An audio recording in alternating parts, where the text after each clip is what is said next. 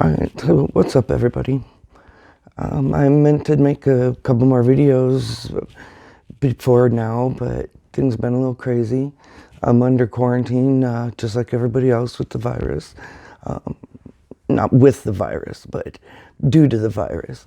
My mom's health has improved a bit. She was in the hospital on a ventilator, not virus related. She's got fungal infection in her lungs that she's been battling for over a year now.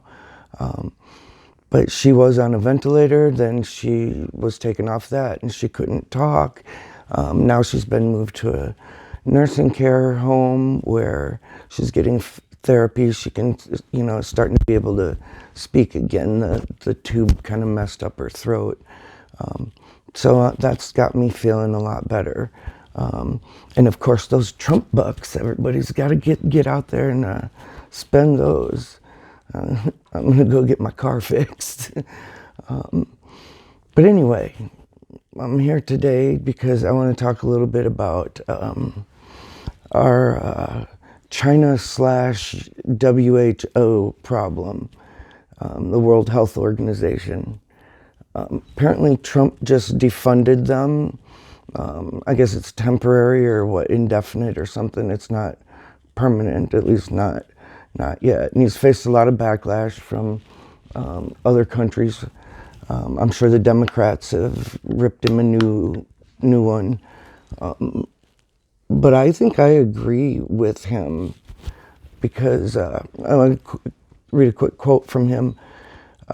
It says, Trump said, "The reality is the WHO failed to obtain, vet, and share information in a timely fashion," Mr. Trump said. "The WHO failed in its basic duty and must be held accountable." And I absolutely agree with that. And I don't believe they just failed in their basic duty. I believe they acted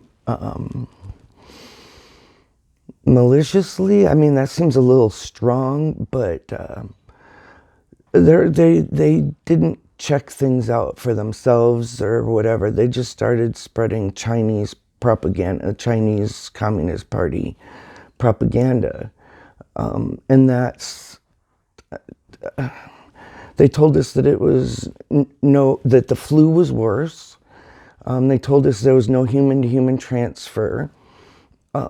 They told us that it came from a wet market when they knew all along that it came from a lab. I mean, this is what the WHO and China knew, and they seem to me to be in cahoots together. China knew what was going on and how bad it was for 6 critical days before they started letting anybody know what was up. I want to know, how much did the WHO actually know, and when did they know it? There's a lot of talk about, Trump was slow to, have a response. Well, the WHO was saying, it's no big deal, the flu is worse. And so the news was saying, it's no big deal, the flu is worse. And so Trump was like, okay, no big deal. Apparently the flu is worse. And then I think it was the CDC finally said, no, we need to really start taking this seriously. I know Trump had started his task force way back in like January. So he got things moving, but every time he turned around, like, the media would say, something, and he would repeat it, and then they'd be like, Trump's so crazy, it's actually this. As if they didn't actually just say, it's no big deal, it's no worse than the flu. And then they would say that, okay, it was a big deal and it was worse than the flu, and how dare Trump say, that it's no worse than that the flu is worse. And then, it would change, and then they'd, it's just this, it's a sick game, and I get really tired of it. The Chinese have been lying all along. I am convinced of it. Call me a conspiracy theorist, whatever you want, but I wouldn't. What are those memes? Things I would trust more than the Chinese Communist Party. Unprotected sex with Charlie Sheen, and eating yellow snow, and I just.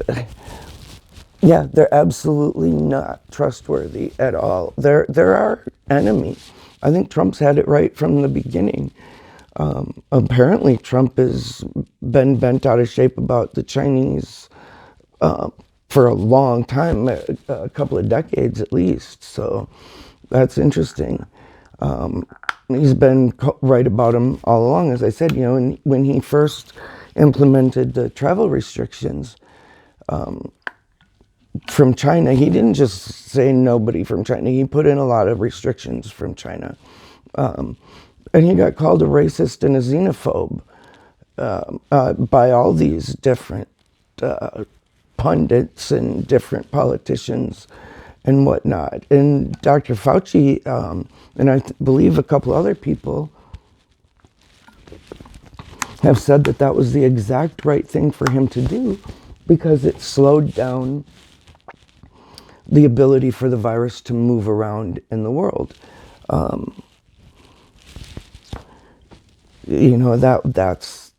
not racist. I mean, I'm not a virologist or whatever, or, infectious disease expert, but I mean, it seems pretty common sense that if people in China have a virus, and it doesn't have to be China, call me a racist, it could be in Europe or whatever. But if people in China get a virus and it's deadly and it can spread, you want to kind of isolate them as best you can. You want to keep it from getting, because we're very global. So, things just move all over with, in lightning speed anymore. Just a few hours plane ride and, it's not just China that's sick. It's a nursing home in Washington State that's got, starts coming down with case after case. One of the things I've been wondering about is how many people, what are the actual number of infected and the number of dead that they've had in China? I don't believe they've told us the truth. I mean, there's no way that they're telling us the truth with the numbers that they've given. I can't remember what they were, but they're super small, considering the size of their country. Wuhan has been locked down again. So to me, that just proves that they were going too fast, reopening their stuff too fast. Although I'm sure the people who were welded into their homes figured they didn't do it fast enough. One of the other things that's been on my mind, and this was kind of back near the beginning of all this, I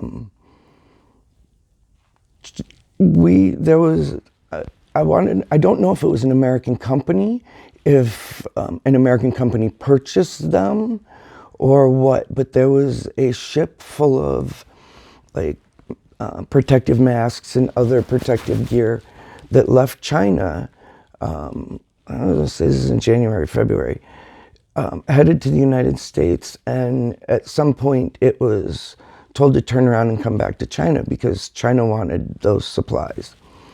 And then you fast forward a couple of months and suddenly China's all, oh, hey, here's some, PPGs, and they turn out to be defective.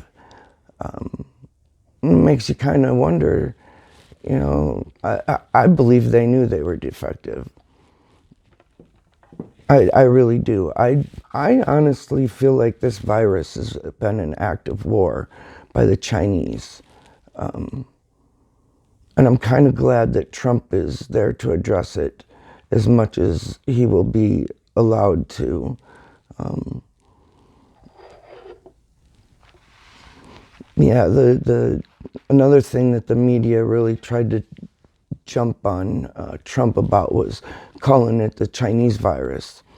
And I'm pretty sure he started very specifically, very specifically calling it the Chinese virus after China tried to say that it was American soldiers that, I don't know, brought it to China or spread it around or whatever. So he started calling it the Chinese, the Chinese virus or the Wuhan virus. And he was being real specific about it. And I don't think he was being racist. He was being very, much emphasizing, no, this is a Chinese virus. And people were like, you should stop saying that, it's racist, da da da. And he's like, and I agree, how can it be racist? No different than saying, the Spanish flu or Lyme disease from ticks is from, the town of Lyme. And, things are named after where they're from. But one thing that I kind of didn't expect, that I actually am kind of proud of Trump for doing, is when he was told that Asian Americans were being assaulted or yelled at or treated poorly because of this whole virus issue. He was like, oh, wow, didn't know that, sorry, coronavirus. And to me, that was a very adult thing for him to do, which I don't expect many adult things out of him as far as attitude goes. But, and Dr. Fauci has, kind of getting back to the closing of the borders, Dr. Fauci even said that it was a good thing that Trump closed the borders and, or at least, cut down travel from China right from the start. It wasn't too much longer after that the United States and Canada and the United States and Mexico each decided, together to close their borders down to each other to help stop the spread of things. And there's nothing racist about that. Like, I don't think you can be racist to a Canadian. And even if you were, they're just too nice to let it bother them. Oh, there was one other thing I wanted to talk about that kind of had me a little agitated. It was just a few days ago. I kept seeing all these headlines that Dr. Fauci admits that, a quicker reaction would have saved more lives and kept it from getting so bad.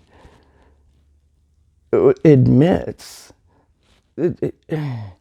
No shit, Sherlock. Of course, if you go in and try and stop something, the sooner you do it, the better it is. But you do it when you know. You can't go in and stop something if you don't know. So the idea that Dr. Fauci admitted, it's like they're trying to do this whole war between Fauci and Trump.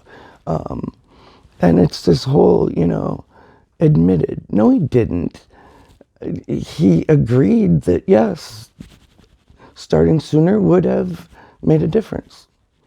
Just like starting later would have made a difference. Probably a worse difference. I know a lot of places are talking about starting to open their economies back up again. I think it's a little too soon, honestly. But I'm not sure how I feel about all of this quarantine and safer at home and all these different things. They seem like the part of me is like, yes, we need to do these things. We need to stop the spread of this virus. Another part of me is like, screw the government. It can't tell me what to do. You can't make me stay in my house. So it's confusing for me. Mostly I'm very liberty-minded. I don't want a nanny state. But the fact that somebody can carry it around and expose other people to it makes me hesitate on, where do your rights end and mine begin? I think I've heard it stated that your rights end at the end of my nose, or something like that. Your rights end where mine begin, basically. Yeah. People have a right if they want to try and isolate, but obviously people can't completely isolate. So, I don't know. Flatten the curve, I guess. Anyway, I just wanted to talk a little bit about the Trump and this defunding of the WHO. Man, we definitely need to stop giving them money if they're just going to be mouthpiece for China's government. Currently, either we're the largest contributor or we're the second largest contributor, and then China's the opposite, whichever one it is.